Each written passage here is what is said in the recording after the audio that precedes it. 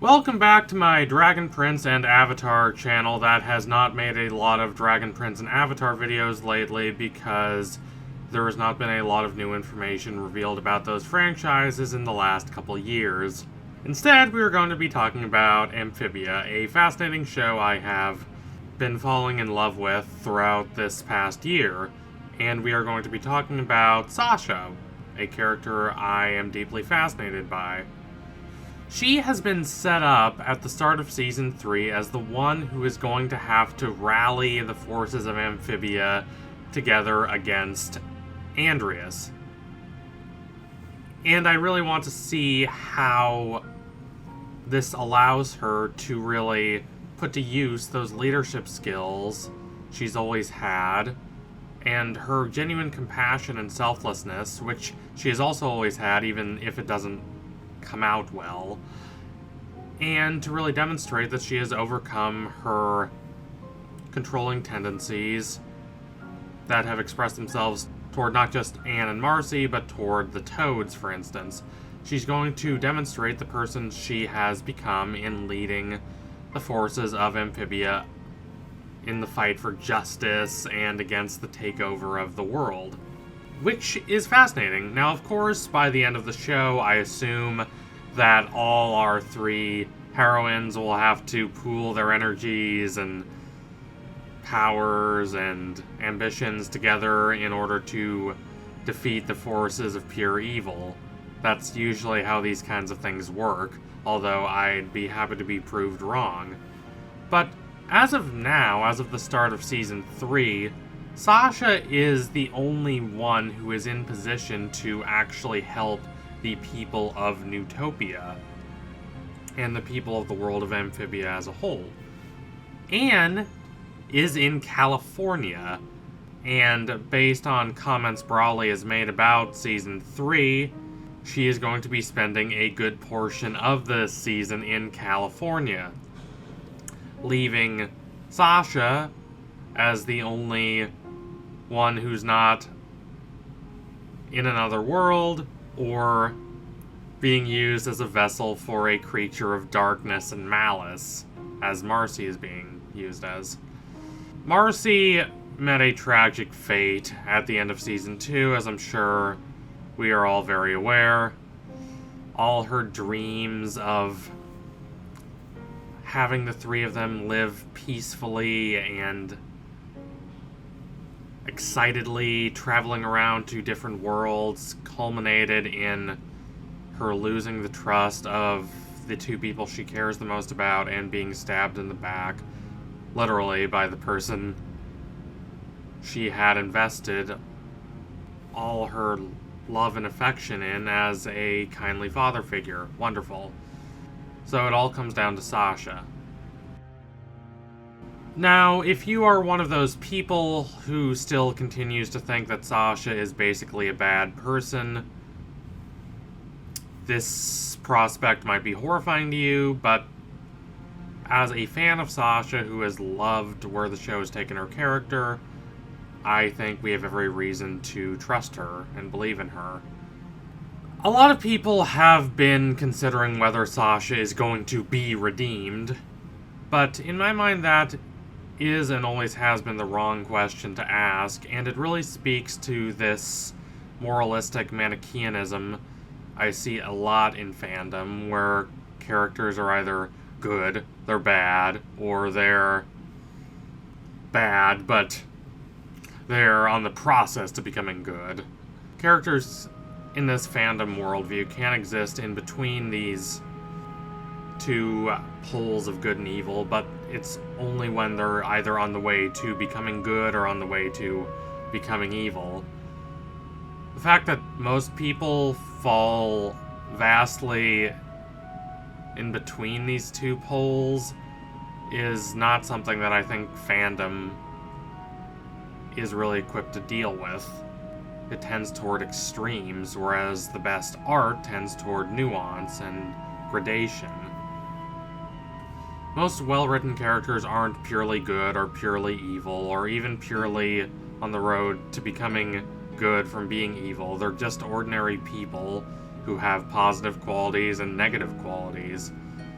They have the ability to be compassionate and thoughtful, but they also have the ability to be callous and cruel. Thinking about whether a character has done enough on the side of good and righteousness to pass all these tests of moral purity that the fandom sets up and thus become good is a didactic and kind of superficial way to view art. Sasha is flawed. I don't think anyone would dispute that. She's conceited and a little arrogant. She has a bad tendency of prioritizing what she believes is best for those around her over what is actually best for those around her in the minds of those who are around her. She has this bad tendency to overlook the actual wants and desires of those she cares about, and to overlook their experiences as a whole. I think back to a very poignant and thoughtful moment in the dinner that I do not think has garnered nearly enough discussion. It's where Sasha is reminiscing with Anne and Marcy about all these crazy escapades they used to get up to back in school, and they're good memories. They're memories that they love sharing, but then Sasha asks, hey, why did we stop doing that? And Anne reminds her it's because Anne was the one who took the fall for all of them when they got caught. Sasha completely forgot about that.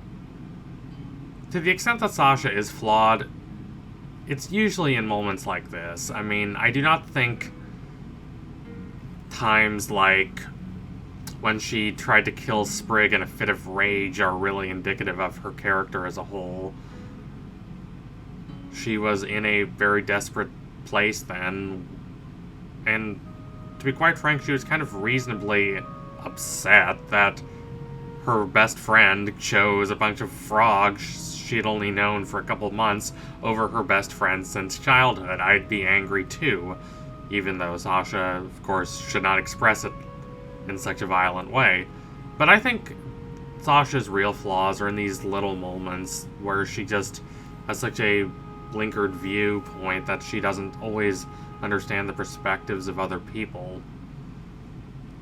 Now, Sasha obviously feels bad when Anne reminds her of what happened. She hated that happened to Anne, and I really doubt that she encouraged Anne to take the fall for them.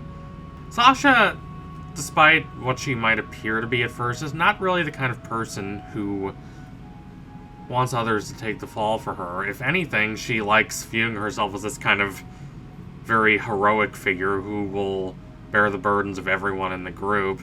She really does want what she believes is best for those around her, and she does not want lackeys who just do whatever she says. The dinner and Battle of the Bands demonstrate this extremely well. Still, she keeps overlooking the consequences her actions can have on those around her. She wants to be thought of as a good person. She wants to be thought of as a positive influence, as someone who can be looked up to, as someone who can be trusted to be brave and fearless and heroic.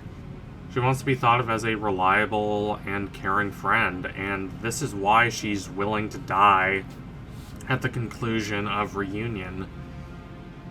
She realizes that in Anne's mind, Sasha has failed. She hasn't been a good or caring or thoughtful friend. And this is also why Sasha becomes so irate when she realizes how well Anne and Marcy are doing without her and Beryl's Warhammer. It is not that Sasha wants her friends to be dependent on her. She really doesn't. It's not even that she wants her friends to not be doing well without her. It's not really about them at all. She wants her friends to have lives that are independent of hers. She has no problem with that, as she says to Anne at the end of the dinner. What she wants is to be thought of as a caring and compassionate person, not as some vehement, controlling egotist. She wants to be thought of as someone who who allows her friends to prosper, someone who makes their lives better. Her friends need her, she believes. She's the one who's there for them. She's the one who protects them. She's the one who allows them to thrive. That is the role she has adopted for herself, as this knightly, heroic role, the protector of the innocent. Without that, she doesn't really know who she is. To a certain extent, there is nothing wrong with this. There is nothing wrong with Sasha wanting others to view her in a good light. She doesn't just want to be thought of as cool or the one who has all the fanciest parties and all the coolest abilities. She really does want to be thought of as a morally just person, as someone who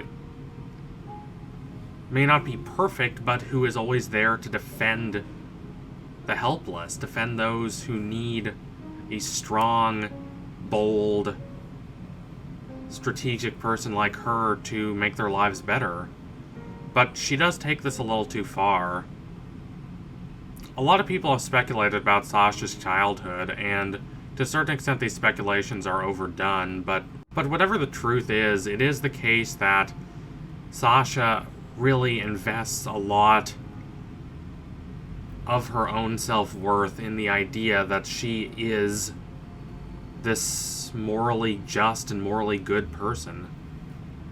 Having her assurance that she is this good person, that she is this reliable friend who will always try and realize the needs and interests of her friends, having that taken away from her causes her to descend into an existential crisis in Season 2. I do wish we could have seen a little more of that, but that just ties into my general complaints about the show being a little too Anne-focused as a whole. Sasha realizes that she does need to change, and she does change, regardless of what she might say. She does become less controlling, and she does become more willing to view Anne as an independent person. And she realizes that if she wants her friends to prosper, which she does, she has to really pay more attention to their individual wants and desires and not just what she wants for them. She demonstrates this very acutely in the dinner and Battle of the Bands. And despite what Anne thinks, she does not really go back on that in true colors.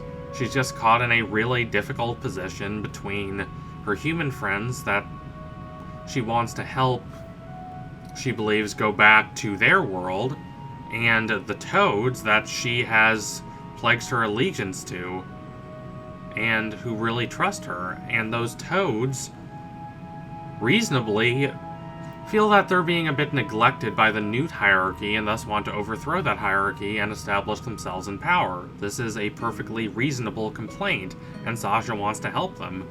It just so happens that she's placed in a really bad and awkward position in regards to Anne and the toads.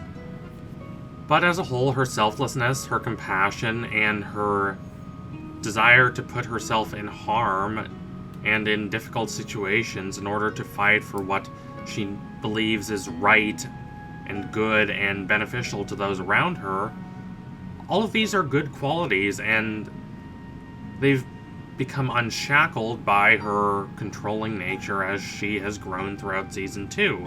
And Sasha will really get that opportunity to demonstrate how much she has grown and improved and become able to step into the heroic role she's always wanted to fill in Season 3 as she leads the Wardwoodians on a quest to save Marcy and defeat the evil creatures that are threatening to take over all worlds. So, I trust Sasha. I think a lot of people should as well. So thank you all for watching. If you liked what you saw today, don't forget to like, comment, and subscribe. Donate to my Patreon if you can and you want to see more videos like this. Keep watching Amphibia. It's a smart show. It's quite clever and thoughtful. And I'm really intrigued to see how they will treat the character journeys of Sasha, Anne, and Marcy in Season 3. I hope Sasha and Marcy receive all the attention they deserve. I'm a little worried about that. Anyway, tune in soon for my next analysis. It will be coming soon. Thank you all again. Adios, comrades.